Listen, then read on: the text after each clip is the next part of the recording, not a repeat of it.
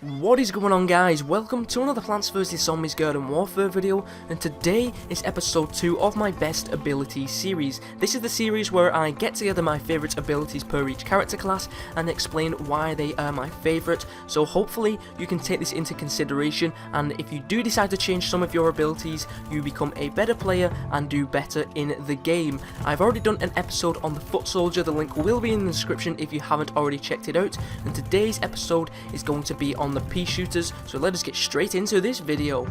So the first two abilities that I'm going to be talking about today is we have Hyper and the Super P Jump. Now if you are new to Garden Warfare and don't know what these are, Hyper enables the Peashooter to jump higher and also have a speed boost, whereas the Super P Jump allows you to jump higher than you can when you are using Hyper, but you do not have any speed boost at all.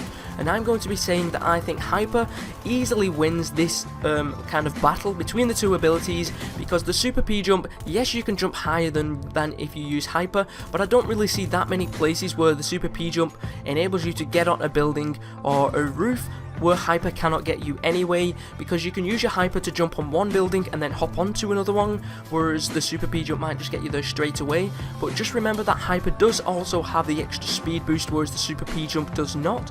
So if you are playing Gnome Bomb and you want to get that gnome quicker, you will get to it much quicker to either plant the gnome or defuse the gnome much quicker if you are using Hyper. And if you are using gardens and graveyards and there's zombies on the garden and you want to get there faster, you can do so with Hyper. You cannot do that with Super P Jump, so I definitely think that Hyper is much more useful than the Super P Jump. So that is the first set of abilities out of the way. The next set of abilities we are going to be talking about is the P-Gatling and the Retro Gatling. Now the difference between these two is the P-Gatling has twice the amount of bullets as the Retro Gatling and also fires twice as fast. So the P-Gatling has 100 bullets, whereas the Retro Gatling has 50, but it does fire twice as fast. Now the Retro Gatling does do more damage at a close range, but I find that that is not enough to make the Retro Gatling better than the P-Gatling. So that is my opinion. The P-Gatling is better because it has twice as many bullets, so if you only miss one bullet, then that's less costly than if you miss one bullet for the Retro Gatling, and it does fire twice as fast as well. But at medium to long range, the damage is very similar. It's only at close range where the Retro Gatling does stand out a lot more than the P-Gatling in damage, so I definitely would suggest using the P-Gatling over the Retro Gatling.